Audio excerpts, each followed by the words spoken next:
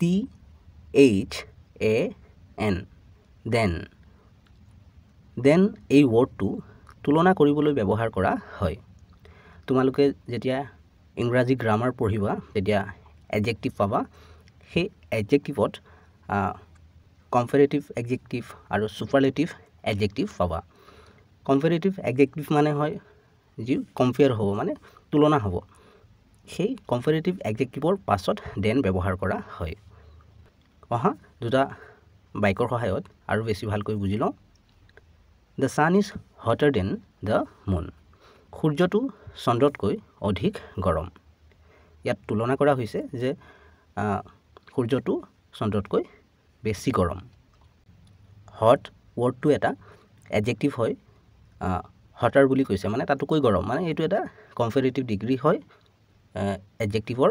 So তাৰ পাছত then ব্যৱহাৰ হৈছে ইয়াতে She is taller than her brother. তাইৰ ভাইকতকৈ ওখ ইয়াতো তুলনা কৰা হৈছে যে তাইৰ ভাইকতকৈ ওখ হয় চেনেলটো সাবস্ক্ৰাইব কৰি ল'বা কাৰণ এনে ধৰণৰ ভিডিঅ'বোৰ ইয়াতে পাই থাকিবা